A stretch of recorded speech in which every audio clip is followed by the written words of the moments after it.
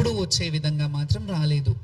ఆటపాటలతో డప్పు వాయిద్యాలతో అట్లా వస్తుంటే చాలా బ్యారికేడ్స్, అంటే ఒక దగ్గర వదిలేరు, మళ్ళీ ఇంకో దగ్గరకు వచ్చేసరికి ఇంకో బ్యారికేడ్. మీరు చెప్పినట్టు మాతో 5 మందిని పంపిస్తానంటే అది కూడా పంపించలేదు. ఒకరిద్దరిని లాస్ట్ వరకు ఒకరినో ఇద్దరినో పంపించారు. ఒడిబియ్యం మిస్ అయిపోయాం మేము అక్కడే, ఒడిబియ్యం కూడా వెనక్కి అయిపోయినాయి. సరే ఇవన్నీ అయ్యాయి, సంతోషంగా వాయిద్యాలను పెడతానన్నారు. ఇదంతా తర్వాత చెప్తాను. ఫస్ట్ బోనం పడిపోయిందా లేదా అనే క్లారిటీ ఇస్తా. బోనం పడలేదు. ఇప్పటి వరకు అయితే నా ఇన్నేళ్ల చరిత్రలో, ఇన్నేళ్ళు నేను బోనాలు ఎత్తుతున్నాను, ఎప్పుడు పడలేదు. సో ఈసారి కూడా పడలేదు. కాబట్టి నా ఫ్యాన్స్కి, నన్ను నమ్ముకునే భక్తులకి, వీళ్ళందరికీ నేను ఈ విషయంగా మీకు చెప్తున్నాను. ఈ ప్లాట్ఫామ్ విధంగా ఆ వీడియోస్ కూడా పెడతాను, నేను నా ఇన్స్టాగ్రామ్లో పెడతాను. నేను వెళ్ళి బోనం ఎక్కించేది, కాకపోతే అసంతృప్తితో వెళ్ళిన మాట వాస్తవమే. ఎందుకంటే ఎప్పుడు ఆనందంగా ఆటపాటలతో, మీ అందరికీ తెలుసు, గత వీడియోలు చూస్తే వాయిద్యాల నడుమ, డప్పు సప్పుళ్ళ నడుమ అమ్మవారి పూనకంతో వెళ్ళే వాళ్ళము. ఎక్కడికక్కడ నిర్బంధనం మెల్లిగా అంటే ఇది ఒక టార్గెటెడ్ విషయంలాగా జరిగినట్టు అనిపించింది నాకు. ఎందుకంటే ఇందులో జరిగిన తప్పిదం ఏంటంటే, మాకు యాక్చువల్లీ పోలీస్ డిపార్ట్మెంట్ నుంచి ముందుగా ఒకరోజు ముందు కాల్ చేశారు. వెళ్ళాం, మీటింగ్కి రమ్మనంటే వెళ్ళి వాళ్ళు చెప్పిన టైమింగే, మీరు లక్షలాది మంది వస్తారు, ఈ లక్షలాది మందికి ఇబ్బంది కావద్దంటే మీరు ఈ టైంలో రండమ్మా, మీకు ఏ ఇబ్బంది ఉండదు, మిమ్మల్ని సాఫీగా పంపిస్తాము. మోరోవర్ అందులో ఇంకో మాట చెప్పింది ఏంటంటే, హామీ ఇచ్చింది, ఇది కూడా వీడియోలు ఉన్నాయి, నేను పెడతాను ఇవి. వాళ్ళు ఏం హామీ ఇచ్చారంటే, బ్యారికేడింగ్ పోలీస్ స్టేషన్ ఎక్కడి వరకు ఉందో అక్కడి వరకు మీ వాయిద్యాలతో రండి, అక్కడి నుంచి లోపల వరకు మేము పెడతాము. కల్చరల్ డిపార్ట్మెంట్ నుంచి మేము కల్చరల్ టీమ్ని పెడతాము, ఆ వాయిద్యాలతో మీరు వెళ్దురు, కానీ ఎవరు వచ్చినా మీకు ఘన స్వాగతం పలుకుతాము అనే మాట చెప్పారు. ఆ ప్రపోజల్ మేమే అంతకుముందు ఉన్నప్పటి నుంచే పెట్టాము. గతంలో మంచిగా జరిగినప్పుడు మంచిదని చెప్పాము, బాగాలేనప్పుడు బాగాలేదని చెప్తాము. మంచిగా జరిగినా బాగాలేకపోయినా ఎలాగైనా సర్దుకోవాలనే విషయం మీ తత్వం మాకు బోధపడలేదు, ఎలా సర్దుకోవాలి. ఎందుకంటే లక్షలాది మంది వచ్చే భక్తుల్లో మేము ఎన్నో సంవత్సరాలుగా మా జీవితాన్ని అమ్మవారికి అంకితం చేసి, మా జీవితంలో ఎన్ని ఒడిదుడుకులున్నా, ఎన్ని కష్ట నష్టాలున్నా, ఏ బాధలున్నా, ఎండ వాననక ఏది ఉన్నా, ఏది వచ్చినా, ఎలాంటి అవాకులు చెవాకులు వచ్చినా ఖచ్చితంగా సంవత్సరం అంతా ఆషాఢ మాసం ఎప్పుడు వస్తుంది, అమ్మకు బోనం ఎప్పుడు పెట్టాలి, మేము ఎప్పుడు వెళ్ళాలి, మేము ఎప్పుడు అలంకరించుకొని అమ్మకు కనపడాలి. ఎందుకంటే అలంకార ప్రియురం మేము, మా జీవితాలే అమ్మవారి సేవకు అంకితమైన వాళ్ళము. ఈ అలంకార ప్రియులం అనే ఇదిని మేము అమ్మవారిని ఆవహించుకొని అలా అలంకరయ్యి చక్కగా అమ్మవారికి మమ్మల్ని చూసి సంతోషిస్తుందేమో, అమ్మ మమ్మల్ని, ఆ బిడ్డలు వచ్చారు, నా బిడ్డలు చక్కగా వచ్చారు. ఎప్పుడైనా ఒక తల్లికి బిడ్డను చూసినప్పుడు వాళ్ళు చక్కగా ఉన్నారు, వాళ్ళు మంచిగా ఉన్నారంటేనే, వాళ్ళు హెల్త్గా వెల్త్గా అన్ని విధాలుగా బాగున్నారంటేనే అమ్మకు ఆనందం. అట్లాగే మేము అమ్మ బిడ్డలం కదా, మా తల్లిదండ్రులు అది ఉన్నా జీవితంలో వివక్షతకు గురైన జీవితాలు మావి. ఎవరికీ తెలియదు మా లొసుగులు ఏముంటాయి, మా మంచి చెడ్డలు ఏముంటాయి, మేము ఎలా అనుభవిస్తుంటాం, మా జీవన విధానం ఏంటి, మా జీవన శైలి ఏంటి ఎవరికి తెలియదు. మేము అలంకారం చేసుకొని వస్తాం, వాళ్ళకేంటి అన్నట్టు ఉంటారు. కానీ మేము కూడా ఎవరి ముందు అలా ప్రొజెక్ట్ చేయొద్దు అనుకుంటాం. ఎలా అంటే, మాకేదో సింపతి చూపించాలి, ఎవరో వచ్చి సింపతి చూపించాలని ఏ రోజు ఆలోచించాం. మేము స్ట్రాంగ్గా, మా హక్కు, మా రైట్ ఇది, బోనాల కల్చర్ని రిప్రజెంట్ చేయడం మా హక్కు. బోనాల పండుగని ముందుకు భావితరాలకు చూపించాలి. ఈ కల్చరల్గా హిందుత్వంలో ఉన్న ఈ బోనాల పండుగ ఏదైతే ఉందో, బడుగు బలహీన వర్గ బిడ్డలు ఏదైతే చేసుకుంటున్న పండుగ ఉందో, ఈ పండుగని మేము చూపించడానికి ముందు భావితరాలకు చూపించాలి. ఇలా ఉంటాయి దేవాలయాలకు కట్టుబడి, మేము దేవాలయాలకి ఎలాగైతే మేము కట్టుబాట్లు ఉండి కొన్ని దేవాలయాలని ప్రమోట్ చేస్తున్నాము, అవన్నీ గతంలో చూసినట్టయితే ఇన్ని వేల లక్షల మంది వచ్చేవాళ్ళు కాదు కదా. కొంతవరకు జనాలు వచ్చేవారు, జాతర అంటే జాతరలా జరిగేది. మేము ఎంతమంది 2004 పేపర్ కటింగ్స్ కూడా చూపిస్తాను.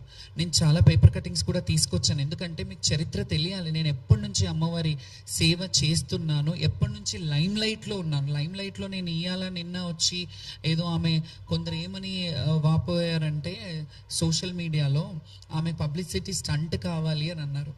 పబ్లిసిటీ స్టంట్ కావాలంటే ఈ ప్లాట్ఫామ్ అక్కర్లేదు. నేను 2012లో 2011లో వీరంగం అనే సినిమా చేశాను. నేను అందులో హీరోయిన్ని. అందులో జోగిని వ్యవస్థ గురించి నేను పెట్టాను. నాకు లైమ్ లైట్ కొత్త ఏం కాదు. నేను పుట్టి బుద్ధిరిగినప్పటి నుంచి లైమ్ లైట్లోనే ఉన్నాను. నేను పుట్టి మా తల్లి ఒళ్ళో ఉన్నంత వరకు మా తల్లి లైమ్ లైట్లో ఉన్నాను. మా తల్లికి నేను ఫెమిలియర్. తర్వాత నేను ఊహ వచ్చినప్పటి నుంచి ప్రజలకు ఫెమిలియర్, జనాలకు ఫెమిలియర్. నేను ఇట్లా ఫెమిలియర్ పిచ్చి కానీ ఇంకేదో సోషల్ స్టంట్స్ చేయాలంటే నాకు చాలా వేస్ ఉన్నాయి. నేను అవి ఎంచుకోలేదు ఎప్పుడు. నన్ను నేను తగ్గించుకొని నన్ను నేను అంటే అనుభవము వయసు అనేది కూడా అంటారు కదా, అది వచ్చిన కొద్దికి నన్ను నేను చాలా కంట్రోల్డ్గా స్టేబుల్గా నన్ను నేను ప్రదర్శిస్తాను ఎవరి ముందు అయినా. ఎందుకంటే గతంలో చూసినప్పుడు చిన్నతనంలో చాలా సందర్భాల్లో ఏడ్చేదాన్ని, ఇంటర్వ్యూలలో కూడా ఏడ్చేదాన్ని. చాలా స్ట్రాంగ్గా ఉండడానికి ప్రయత్నిస్తాను, ఉంటున్నాను కూడా. ఎందుకంటే మనం చూసి 10 మంది నేర్చుకుంటారు అనే దాన్ని బట్టి. సో దీంట్లో ఓవరాల్గా ఇవన్నీ చెప్పడం కంటే ఆ పోలీస్ డిపార్ట్మెంట్ వాళ్ళు పిలిపించి మమ్మల్ని మీరు ఈ టైంకి రమ్మన్నారు, ఆ టైంకి ఎస్ఐని పెట్టారు, వాళ్ళు కదా బాధ్యత వహించాలి. పోలీసుల మీద మేము ఇట్లా ఎందుకు చేశారు, మీరు ఇది కరెక్ట్ కాదు కదా అని అన్నాము. నెక్స్ట్ డే బోనాలు పడిపోయిన వాళ్ళే కొందరు బోనాలు పడిపోయినాయి అని చెప్పారు.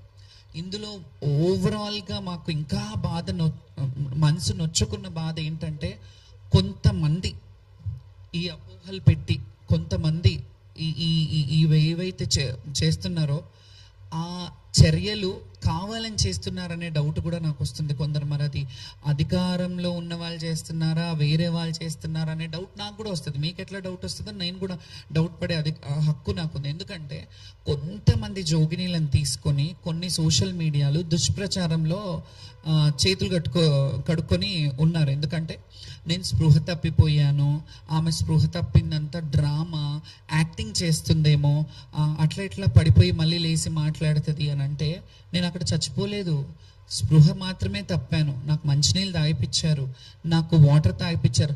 యాక్చువల్లీ ఇంకొక విషయం చెప్తున్నాను. నేను ఈ క్వశ్చన్లన్నీ జనాలు తెలియాలని నేను ఈ ప్రెస్ మీట్ పెట్టాను. ఇవన్నీ చెప్తున్నారు కదా, నేను స్పృహ తప్పిపోయినాను కదా, నా డ్రామా అన్నప్పుడు అట్లీస్ట్ అక్కడ ఒక మెడికల్ క్యాంప్ ఉంటుంది కదా, మెడికల్ క్యాంప్ రావాలి కదా నాకు నీళ్ళు ఇవ్వడం. సరే పడిపోయాను, డ్రామా చేశాను, పక్కకి తీయడానికైనా రావాలి కదా, ఎవరైనా రావాలి కదా. పోలీసు వాళ్ళు బోనం అక్కడ కొంతమంది శివశక్తులు వచ్చారు. మేము కూర్చున్న దగ్గర అక్కడ మామూలుగా వాపోతున్నాం, చాలామంది బోనాలు పడిపోయాయి. చాలామంది మీ మీడియాకు కూడా తెలుసు, మీడియాను కూడా కొన్ని ప్లేసెస్లోకి ఎంటర్ అవ్వనివ్వలేదు. మీ అందరికీ తెలిసిన విషయంలో ఇంట్లో నన్ను ఒక్కదాన్ని అంటే అన్నారేమో, వీళ్ళందరూ డ్రామా చేస్తున్నారా, అక్కడ కింద పడిపోయిన వాళ్ళు, బోనం పడిపోయి ఏడుస్తున్న వాళ్ళు, వీళ్ళందరూ డ్రామాలు చేస్తున్నారా. ఫస్ట్ ఈ డ్రామా అనే మాట కూడా నేను చాలా తీవ్రంగా ఖండిస్తున్నాను. ఎవరైతే అన్నారో, కొన్ని యూట్యూబ్ ఛానల్లో ఎవరైతే పెట్టారో సోషల్ మీడియా వాళ్ళు జర్నలిస్టులు కాదు. మీరు జర్నలిజం చేశారా, మీరు జర్నలిస్ట్లా? మా వ్యక్తిగతం బౌన్సర్లు ఎందుకు అనే ఒక క్వశ్చన్ రేజ్ చేశారు ఒక ఛానల్లో. ఆ ఛానల్ ఏదో కూడా నేను చెప్తాను, ఆ వ్యక్తులు ఎవరో కూడా చెప్తాను. ముందుగా నేను చెప్పే ముందు మీకు అర్థం కావాలని చెప్తున్నాను. అందులో బౌన్సర్లు ఎందుకు, ఈమెకు బౌన్సర్లు అవసరమా, అయినా శివశక్తులు జోగినీలకి బౌన్సర్లు అవసరమా అంటే అవసరమే. ఎందుకో చెప్పనా, లక్షలాది మంది మన్నలను, లక్షలాది మంది ప్రేమను సంపాదించుకున్న మేము, కొంతమంది చెడుగా ఉంటారు, కొందరు మంచిగా ఉంటారు. అందులో ఎక్కడ కూడా అపశృతి జరగొద్దు. మేము బోనాలు తీసుకెళ్లేటప్పుడు తెలియక కూడా అత్యుత్సాహంతో, అతి ప్రేమతో వాళ్ళు మా మీదికి పడి ఫోటోలు దిగాలని, ఫోటోల కోసం ఎగబడుతుంటారు. ఈ విషయం మీ అందరికీ తెలిసిందే, మీడియా వాళ్ళకి. ఎందుకంటే మిమ్మల్ని కూడా తోసేసిన సందర్భాలు ఉన్నారు. మీరు కూడా చాలామంది నా బోనానికి కింద పడ్డ సందర్భాలు చాలా ఉన్నాయి. సో ఆ బౌన్సర్లను పెట్టుకున్నారంటే ఆ బోనం పడొద్దు, బోనం భంగం కావద్దని చెప్పి ఈ కల్చర్ని భ్రష్టు పట్టియొద్దు, కల్చర్ని రిప్రజెంటేషన్. నేను అమ్మకి 365 రోజులు మనకు అన్నం పెట్టే అమ్మకి మనం ఒక రోజు బోనం చేస్తున్నామంటే అది పవిత్రంగా తీసుకెళ్లాలని ఒక్క పొద్దుతో, ఉపవాసంతో మేము వెళ్ళి అమ్మవారికి నైవేద్యం ఆటపాటలతో, డప్పు చప్పుళ్లతో ఇవన్నీ వెళ్ళి మేము ప్రజెంట్ చేయడం జరుగుతుంది. డబ్బులు గవర్నమెంట్ పెట్టట్లేదు, మా సొంత డబ్బులు. మేము అలంకరించుకునే అలంకారం మా సొంత డబ్బులు, మేము వేసుకునే పూలదండలు మా సొంత డబ్బులు, మేము పెట్టుకునే బౌన్సెస్ కూడా మా సొంత డబ్బులతో, మా వ్యక్తిగత డబ్బులతో మేము ఖర్చు పెట్టుకుంటాం. ఎందుకంటే కల్చర్ని రిప్రజెంట్ చేయడం మాత్రమే మాకు తెలుసు. కల్చర్ని రిప్రజెంట్ చేయాలి, మేము బోనాలు తీసుకెళ్ళాలి, అమ్మని, తల్లిని చూడాలి. సంవత్సరం అంతా ఎదురు చూసే ఘట్టం ఏదైతే ఉంటుందో, ఆ సికింద్రాబాద్, ఉజ్జయిని మహంకాళి కావచ్చు, ఎల్లమ్మ, బల్కంపేట ఎల్లమ్మ కావచ్చు, కావచ్చు, ఏడుపాయల దుర్గమ్మ కావచ్చు, కొమరవెల్లి మల్లికార్జున స్వామి కావచ్చు, ఐలవేణి కావచ్చు, మేడారం సమ్మక్క సారక్క జాతర కావచ్చు, అక్కడ అన్ని వేలాది లక్షలాది మంది శివశక్తులు భక్తులు అందరూ వెళ్ళడంలో శివశక్తులు కొంత ప్రత్యేకమైన అలంకారాల్లో ఉండడంలో తప్పే ఉంది. మేము ఇట్లా రెడీ అవుతారు, ఒక ఆడవాళ్ళు ఒక వ్యక్తిగత ఇదిని మీరు డ్రెస్సింగ్ని లేకపోతే మేము రెడీ అయ్యే విధానాన్ని మీరు బయట వేరేగా పోర్ట్రేట్ చేస్తున్నప్పుడు మీకు కొంచెం కూడా సిగ్గు అనిపించట్లేదా? అట్లా ఒక వ్యక్తిని మీరు అంటే బట్టల దుస్తుల రూపంలో కానీ లేకపోతే ఇంకా మా వేషధారణ రూపంలో డీగ్రేడ్ చేయడం కాదా ఇది? డిగ్రేడ్ చేయడం, మమ్మల్ని తక్కువ చేసి మీ హేళన చేయడం కాదా ఇది? మా వస్త్రధారణ మీద మీరు అట్లా హేళ చేయడం అదొకటి. ఇంకొకటి, అందులో కొంతమంది పోలీసుల హడావిడి జరిగింది, పోలీసుల గొడవలు జరిగినాయి. నెక్స్ట్ డే మమ్మల్ని పంపించేశారు. బోనము వేరే కొంతమంది జోగినీళ్ళు మేము అక్కడ కూర్చున్నప్పుడు వచ్చేసి గబగబల్ని ఏమైందో తెలియదు మాకు, మేము వచ్చేసినాము, వాళ్ళు కూర్చునేసరికి బోనం ఎక్కించాం.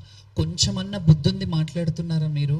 శివశక్తులకి ఈ మాట చెప్తున్నాను. నేను ఏ రోజు కూడా ఇవన్నీ పక్కన పెడితే, నేను ప్రభుత్వంతో కొట్లాడానా ఇవన్నీ కొట్లాడానా పక్కన పెడితే, నేను డైరెక్ట్ క్వశ్చన్ ఒక శివశక్తులకు వేస్తున్నాను ఈ సవాలు. ఇన్ని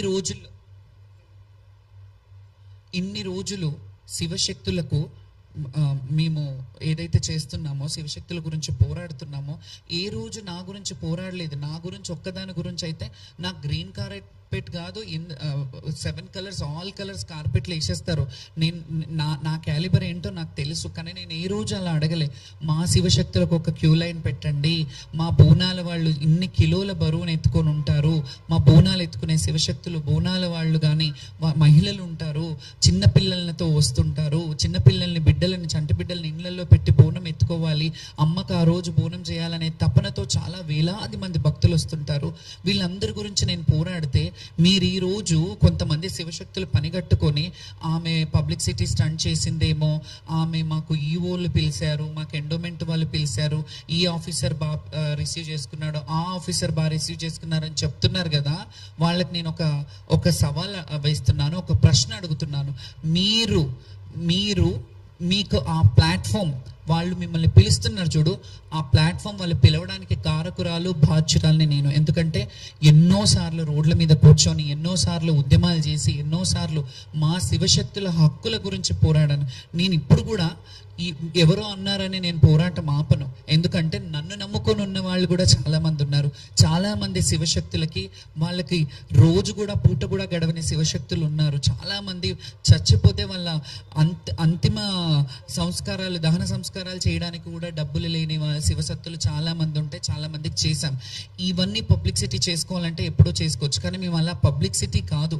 శ్యామలకు ఒక శివశక్తిగా 200-300 సంవత్సరాలు నా అకౌంట్లో వేసుకొని అన్ని రోజులు బ్రతకాలని రాలేదు. నేను ఉన్నన్ని రోజులు 4 రోజులు బ్రతికినా, ఆ 4 రోజుల్లో ఒక 10 మందికి సేవ చేయాలి. ఒక శివశక్తులు, నేను ఈ కల్చర్లో ఉన్నాను, నా కల్చర్ని బాగుపడాలి, నా కల్చర్ ఎదుగుదలని నేను చూడాలి. ఈ బోనాల కల్చర్లో ఎవరైతే జోగినీలు ఉన్నారో, శివశక్తులు ఉన్నారో వాళ్ళు కూడా ఉన్నతమైన స్థాయిలో ఉండాలి, ఉన్నత పొజిషన్లో చూసి నేను సంతోషించాలి. ఎందుకంటే నేను సినిమాలు చేశాను, నేను డాక్టరేట్లు తీసుకున్నాను, ఇవన్నీ ఒక్క రోజులో అవ్వలేదు. నేను నా 35 ఏళ్ళ శ్రమ, నా 35 ఏళ్ళ కష్టాన్ని ఎవరో వచ్చి అనామకులు వచ్చేసి నువ్వు ఇట్లా అని అంటే పడడానికి ఇక్కడ ఊరుకోవడానికి లేదు. నేను ఎంత కష్టపడితే నాకు ఆ సర్వీస్ వచ్చింది. దాని తర్వాత కొంతమంది పనిగట్టుకొని వాళ్ళు స్పృహ తప్పిపోయి డ్రామా చేశారన్నారు. నేను అదే అడుగుతున్నా, నేను స్పృహ తప్పిపోయి డ్రామా చేస్తే అక్కడ కనీసం అట్లీస్ట్ ఒక మెడికల్ క్యాంప్ వాళ్ళు ఎవరైనా వచ్చి నన్ను లేపారా, ఎవరైనా పక్కకు జరిపారా, పోనీ అంబులెన్స్లో తెచ్చి నన్ను హాస్పిటల్కి పంపించారా? మీరు చేస్తున్నారంటే అది చెయ్యాలి కదా. నేను అక్కడ 2 నిమిషాలు పడ్డాను, 2 సెకండ్లు పడ్డాను, 5 నిమిషాలు పడ్డాను, కానీ పోలీసు వాళ్ళు అయితే వచ్చి పక్కకు జరపాలి కదా. ఇది మీ బాధ్యత కదా. ఎందుకంటే మీరు హామీ ఇచ్చారు, మేము ఎప్పుడులాగానే వస్తుండే, మీ హామీ ఇచ్చారు. ఇంకొకటి, ఇదంతా నేను అయిపోయింది. నెక్స్ట్ డేకి రంగం రోజు మేము ధర్నా చేయంగానే సామరస్యమైన ధర్నా పెట్టుకున్నాం మేము. ఎందుకంటే రంగం జరుగుతున్న సమయంలో ఇబ్బంది పెట్టొద్దు అని మేము బయట నుంచి ప్రొటెస్ట్ చేశాం. ఆ ప్రొటెస్ట్కి పోలీసు వాళ్ళు, మంత్రి పొన్నం ప్రభాకర్ గారు, అలాగే శాసనసభ వర్యులు తలసాని శ్రీనివాస్ యాదవ్ గారు, వద్దమ్మా ఇట్లా ఇంకొకటి ఇందులో చెప్తాను, అమ్ముడు పోయారు మీరు అనే మాట కూడా కొందరు చెప్పారు. అది అమ్ముడు పోయిన మన అంటే ఎలా అడిగారంటే, మేము బయట ధర్నా చేశాము,